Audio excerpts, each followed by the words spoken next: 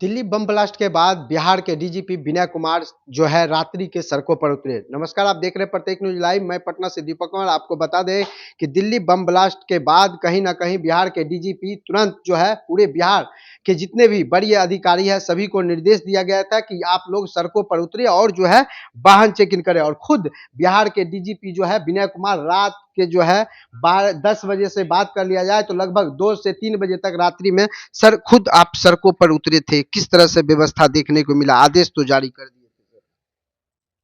नहीं, बड़ी गंभीर घटना दिल्ली में घटित हुई, तो उस घटना के परिप्रेक्ष्य में बिहार की संवेदनशीलता को देखते हुए चुनाव का वातावरण देखते हुए यहाँ पर यह समझा गया कि बिहार भी अति संवेदनशील है। हालांकि पुलिस बलों की तैनाती चुनाव के द्वितीय चरण में काफी सशक्त ढंग से थी। प्रत्येक बूथ पर पुलिसकर्मी पहुंच चुके थे, लेकिन प्रथम चरण वाले जिलों में काफी समझा गया कि प्रथम चरण वाले जिलों को संवेदनशील बनाया जाए। वहाँ देखा जाए कि क्या स्थिति है। पटना भी प्रथम चरण वाले जिला था।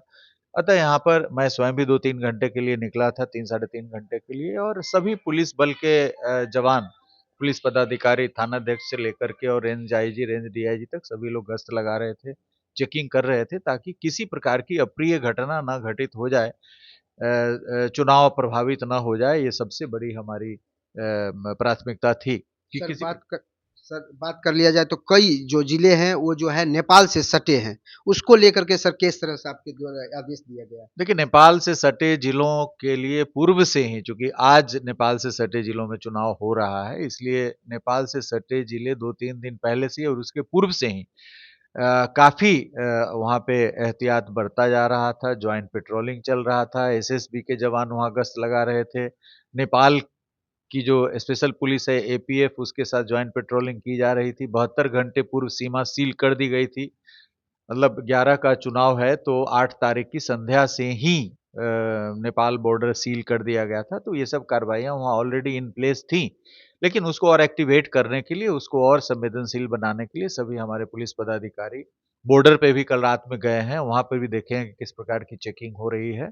तो इन सभी को एक बार फिर से संवेदनशील बनाने के लिए मैं स्वयं भी गश्त पे निकला था, और देख करके काफ़ी संतुष्टि हुई कि हमारे सभी पुलिस पदाधिकारी सूचना मिलते ही काफ़ी सजग हो गए, सक्रिय हो गए, और पूरी स्थिति पे अपना नज़र रखे हुए थे। कैसे सर अब दूसरा चरण का चुनाव हो रहा है, जमुई जिला बात कर लिया जाए, नवादा, रोहतास में कभी कैसे आप सोचे कि नहीं वहाँ पर भी मतदान कराया जाए और पूरे तरह सुरक्षा व्यवस्था हम कराया जाए? क्योंकि बात कर लिया जाए तो 1 दशक से जो है वहाँ पे चुनाव नहीं हो रहा था। कैसे मन में आया कि नहीं वहाँ भी चुनाव कराया जाए, सुरक्षा व्यवस्था किया जाए, लोगों को जो है मतदान करने का अधिकार दिया जाए सर? ये देखिए, बहुत बड़ी चुनौती है सर। वहाँ पर जो नक्सल प्रभावित इलाके, अति नक्सल प्रभावित इलाके थे, दुर्गम इलाके भी थे, तो वहाँ पर जो मतदान केंद्र था उसको रिलोकेट करके और समतल क्षेत्र में लाया गया था। 15 किलोमीटर, 20 किलोमीटर, 25 किलोमीटर दूर लाया गया था। वहाँ से मतदान करने में लोगों को काफ़ी दिक्कतें होती थी।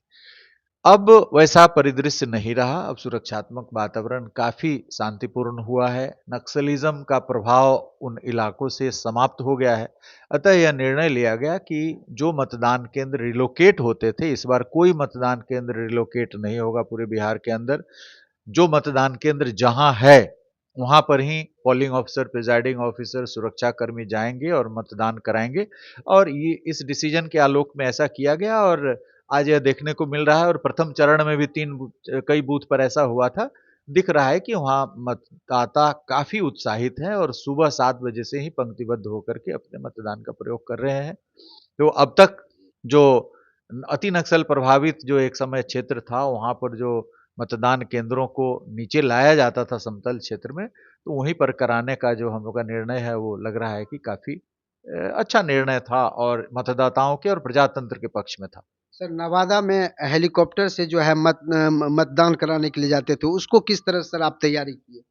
नहीं, उसमें भी हम लोगों ने, काफी दुर्गम है, झारखंड होकर के जाना पड़ता है उन मतदान केंद्रों पर, और नक्सल प्रभावित भी था, दूसरे राज्य से होकर के जाना पड़ता है। तो इस बार यह निर्णय लिया गया कि चूंकि नक्सल प्रभावित बूथों को भी रिलोकेट नहीं किया गया, इसलिए इन बूथों पर जहां एयर ड्रॉपिंग किया जाता था, तो उन पर भी सामान्य तरीके से मतदान कर्मी और सुरक्षा कर्मी गए हैं और वहाँ पर शांतिपूर्ण ढंग से मतदान चल रहा पूरे बिहार में सर शांतिपूर्ण ढंग से? है। एकदम अभी तक एकदम शांतिपूर्ण ढंग से किसी प्रकार की कोई घटना कहीं पे घटित नहीं हुई। Thank you thank sir. तो मेरे साथ बिहार के डीजीपी विनय सर थे। इनका कहना था कि पूरी तरह से अभी तक जो दूसरा चुनाव का भी जो चरण है, अभी तक पूरी तरह से लोगों उत्साहित से जो है मतदान कर रहे हैं और पूरी तरह से शांतिपूर्ण वातावरण में चुनाव जो है हो रहे हैं। आप देखते रहे प्रत्येक न्यूज़ लाइव। मैं दीपक कुमार, पटना।